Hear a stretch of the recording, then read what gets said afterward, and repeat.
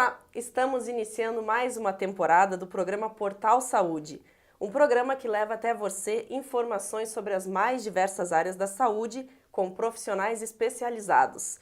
Hoje vamos falar sobre doenças de inverno nas crianças e para isso recebemos a doutora pediatra Eduarda Pelegrim Brum, que atua no Hospital Santa Lúcia aqui de Cruz Alta. Doutora Eduarda, seja bem-vinda ao nosso programa. Obrigada, Fernanda. Obrigada pelo convite. Bom, para a gente começar então, por que as doenças de inverno atacam mais as crianças? Assim, é importante saber que os vírus e bactérias, eles estão circulando em todas as estações.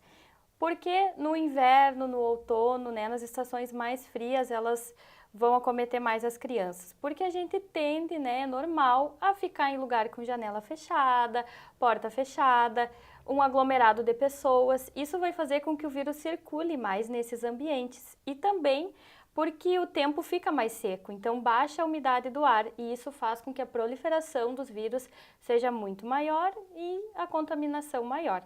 Às vezes até a gente se engana, de pensar que não deve abrir uma janela porque a brisa que vem de fora vai trazer uma gripe. Isso não é assim que a gente deve pensar. Pelo contrário, o máximo que a gente puder ventilar, estimular a criança a fazer atividade ao ar livre, a gente puder abrir as janelas, abrir porta, não ficar em lugar aglomerado é o ideal para a prevenção.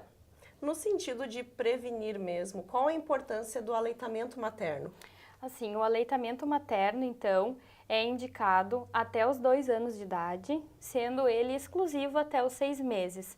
Porque através do leite materno vão ser passados anticorpos para essa criança, Então, até mais para frente a gente vai comentar sobre a vacina. Por que a vacina começa a partir dos 6 meses? Porque até os 6 meses é a gestante que vai se vacinar contra a gripe. Sim. E isso vai ser passado através do leite materno para o bebê. Então, é muito importante, até os 6 meses, nada de água, nada de chá, só leite materno. Já tem uma proteção natural. Proteção natural, exato. No caso das alergias, para as crianças, bronquite, rinite, quais os cuidados que evitam, que ajudam a evitar essas doenças? Esse grupo já é grupo de risco, para que possa acontecer complicações, como pneumonia, internação hospitalar.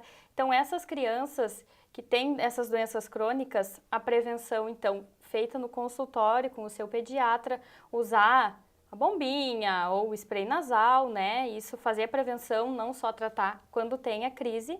E as medidas que a gente já sabe, lavagem de mãos, Quando for tossir ou espirrar, cobrir a boca para que esses vírus, esses micro-organismos não sejam compartilhados. Então, isso seria na forma de prevenção mesmo. Às vezes até com a própria criança tem um pouquinho essa dificuldade, de fazer assoar o nariz, de lavar a mãozinha, mas precisa, mas precisa. Assim, se um bebezinho, por exemplo, ele pode ter rinite. Só que esse bebê não vai saber tossir, não vai saber assoar o nariz. Então, o que a gente deve fazer? Quando a gente vai visitar um bebezinho, não pegar nas mãos desse bebezinho, porque ele coloca na boca e isso vai transmitir doenças para esse nenê. E outra coisa que é bem importante é fazer a limpeza nasal. Como eles não sabem tossir, não sabem assoar o nariz, essa secreção que fica acumulada no nariz, ela é cheia de micro-organismos que podem causar tanto um resfriado quanto a gripe ou até uma doença mais grave. Então, a lavagem nasal com soro fisiológico, orientada pelo seu pediatra, é um método de prevenção que tem que ser empregado. É prevenção e também tratamento. Depois que tiver já instalado essas doenças, também serve como parte do tratamento.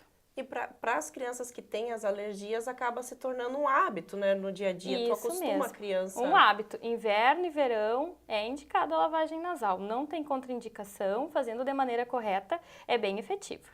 No caso da prática de atividades físicas, elas podem auxiliar nesses tratamentos? Com certeza. A prática de atividade física, então, ela vai aumentar a capacidade pulmonar, dessa criança. Então, ela vai conseguir respirar melhor, vai conseguir combater melhor essas infecções. E por ser ao ar livre, o que a gente já comentou antes, é bem importante estimular essa atividade física, sim. Sim. A gente falou antes, tu citou a questão da vacina da gripe. Quando que ela é recomendada, a partir de que idade ela deve ser feita? Tá. A vacina da gripe, então, coincidentemente, ela está abrindo no dia da nossa entrevista, 10 de abril, então a campanha de vacinação em todo o Brasil. Esse ano ela foi antecipada. Sim. Ela foi antecipada, então dia 10 de abril ela vai estar disponível para crianças de 6 meses a 5 anos pela rede pública e para gestantes. E depois no dia 22 de abril para os outros grupos de risco, né? Essa vacina, então, como eu falei, até 6 meses tem essa proteção materna. Quando é feita a primeira vez a vacina na criança, elas são 2 doses, com intervalo de 30 dias. Isso vale até os 9 anos. Depois, quando faz a segunda vez, é uma dose única. É importante vacinar todo ano, porque modificam os vírus que estão circulando. Então, é feito um estudo e são fabricadas essas vacinas. Então, por isso a campanha anual deve ser feita, né? Existem mitos, né, que rodeiam a vacina da gripe, que o principal deles eu acho que é assim, a vacina da gripe causa gripe, e isso é mito, né? A vacina da gripe, ela não causa gripe, porque ela é feita de vírus inativado. Então, o vírus que vai ser colocado, né, intramuscular, ele é morto, ele não vai causar doença. Sim. O que pode acontecer é o paciente já tá com um resfriado ou mesmo uma gripe, antes de fazer a vacina, que não manifestou ainda, né, os sinais e sintomas, e depois que faz a vacina acaba aparecendo esses sintomas, mas não é da vacina. Até porque ela tem um período para começar a agir, né, no organismo. Isso, de 2 a 3 semanas é o período que a vacina vai começar a ter uma ação. Então, nesse meio tempo, como a gente está muito suscetível, né, a pegar, com certeza pode ter alguém que tenha resfriado ou gripe depois da vacina, mas não é da vacina. Essas oscilações de temperatura que são muito comuns nessa época do ano, a gente sai de manhã, tá friozinho. Meio-dia um calor e quando retorna no final do dia, aquele frio. Isso também ajuda? Isso ajuda muito, porque o vírus prolifera muito nessas oscilações de temperatura. Outra coisa, se agasalhar de mais ou de menos, a gente nunca sabe, né? Que roupa vai colocar. Então, assim, se expor ao frio, né, é ruim, porque isso com certeza vai ter mais chance de pegar a gripe ou o resfriado, né? É importante a gente falar também que existem algumas diferenças, né, doutora, entre gripe e resfriado. São 2 doenças diferentes. Embora os sintomas se confundam, são 2 doenças causadas por vírus, né? A gripe é causada por um tipo de vírus e o resfriado é causado por outro tipo. Para a gripe tem vacina, para o resfriado não tem vacina. O que são esses sintomas, então? A pessoa, uma quanto a outra, vai ter tosse, vai ter congestão nasal, vai ter coriza, né? Vai ter aquela secreção. As 2 podem ter febre, aí que começa a ficar um pouquinho diferente. Confuso. A febre no resfriado é uma febre mais baixa, é mais isolada os picos. Na gripe a febre é mais alta, ela é mais frequente e acontece que na gripe os sintomas de cefaleia e de dor no corpo, eles são mais intensos. Sim. Então, é aquela história da pessoa ficar de cama, não consegue sair da cama. Com resfriado consegue, mas com uma gripe não consegue. Então, é importante essas diferenças, até porque a gripe pode complicar, né? Como a pneumonia. A gripe, ela atinge tanto as vias aéreas superiores quanto as inferiores, então a parte pulmonar é atingida pela gripe em alguns casos, né? E pode ter complicações bem importantes. Sim. No caso das crianças que já frequentam creches, escolas, às vezes a mãe fica com um certo receio de mandar para aula porque vai pegar uma gripe, um resfriado. Como proceder nesses casos? Assim, é um pouco inevitável uma criança que frequenta a creche com muitas crianças não pegar nada. Porque o vírus está ali, ele está circulando. Muitas vezes uma pega a mamadeira da outra, né? Eles brincam ali com os mesmos brinquedinhos, botam na boca. Sempre tem um que está resfriado, pode passar. Então, assim, claro, existem sintomas, né, que você deve deixar seu filho em casa, mas não por causa de um nariz escorrendo, não vai deixar de mandar ele para a creche, porque isso é importante para a criança. E é importante frisar que criança em idade pré-escolar, né, a idade da creche, ela pode ter até 12 infecções virais por ano, e que isso não significa que ela tenha uma imunidade baixa. É normal, tá? É normal da idade, pode ter. Às vezes começa a ser reincidente e a mãe se assusta, Se né? assusta, acha que está com baixa imunidade, que precisa fazer algum tratamento mais específico, mas não, né? Isso é bem esperado. É bem tranquilo. É tranquilo. No caso, assim, da criança pega um resfriado, dali a pouco ela pega mais um. Isso também ajuda que ela fortaleça a imunidade dela? Isso é bem importante a gente frisar. A criança não deve ser criada numa bolha. Ela tem que entrar em contato com os vírus, com as bactérias, com tudo que está no ambiente, né? Até para ela se desenvolver, para ela ficar mais forte. Então, não é de todo ruim uma criança pegar resfriado. É bom, porque a criança precisa ter esse contato para se desenvolver melhor, né? Não precisa se assustar, Não, né? não precisa se assustar. E quais os cuidados, doutora, no dia a dia, assim, para evitar mesmo as doenças no geral? O que as mães podem fazer? Então, o que pode ser feito em casa é o seguinte, essa parte de sempre estar incentivando a lavagem das mãos, né? Geralmente, assim, é uma família que tem irmãos, tá um doente e o outro não tá. Não precisa isolar aquele que tá, né, doente. Não, deixa eles brincarem. Se pegar ali, né, uma doença viral de fácil resolução, não tem problema. Às vezes é inevitável um tomar no copinho do outro, vão brincar com os mesmos brinquedos, vão dormir junto, né? Então, às vezes eles até compartilham, por exemplo, o spray nasal de tratamento para rinite, ou se for usar o soro em spray. Às vezes usam o mesmo, é difícil muitas vezes comprar um para cada um. E vai manter, compartilhar, né? E ali eles vão compartilhar os vírus. Então, né, tentar não ficar tão assustada, prestar atenção bem nos sintomas, né? A questão das idas ao pronto-socorro, que eu acho importante a gente comentar. Não é na primeira febre da criança que é necessário levar já para um atendimento, porque lá no pronto-socorro tem muitas doenças, vai ter adulto junto, né? Vai ter criança e com certeza essa criança, se não tem alguma coisa muito grave, ela pode pegar. Porque, acaba tornando mais arriscado. Porque lá vai ter tudo aquilo, lugar fechado, aglomeração de pessoas e de pessoas que são doentes. Então, lá tem bastante chance de pegar alguma coisa pior, né? Então, quando que deve ser levada essa criança ao pronto-socorro? Existem alguns sinais que são fáceis de observar em casa, né? Sim. Que faz parte do cuidado dos pais. Que seria a febre, então, né? Então, falar da febre. Febre, primeira coisa, tem que colocar o termômetro, né? Sim. Acima de 37,8 é considerado febre. Deu uma febre, a primeira febre, esse paciente vai ser medicado em casa mesmo, não tem necessidade de sair direto para o pronto-socorro, porque a gente tem que esperar ver como é que vai ser a evolução, se vai dar de novo, se vai aumentar, qual é a frequência dessa febre. A febre preocupante é aquela que ultrapassa 72 horas.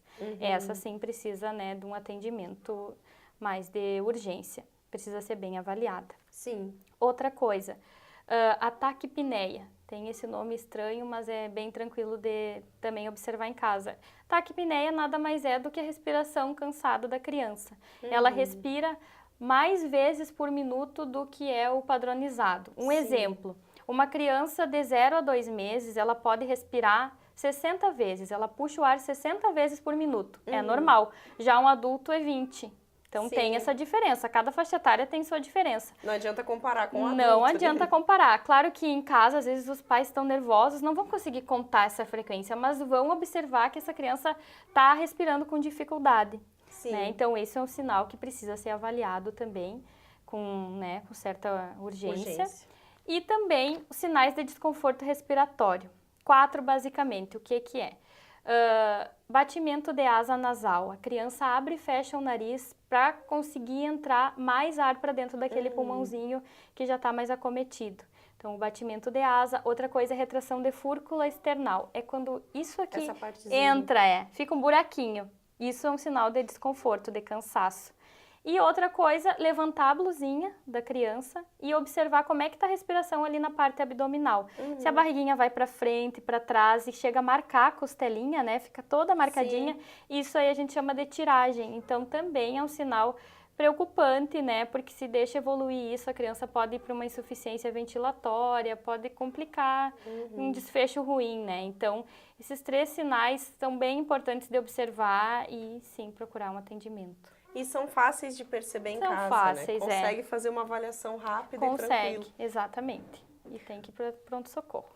Muito bem, para a gente encerrar, então, doutora, eu gostaria que deixasse algumas dicas para que as mães se tranquilizem mais e consigam ter um dia a dia mais tranquilo, mas sem perder essa responsabilidade de cuidar, né, e prevenir as doenças de inverno.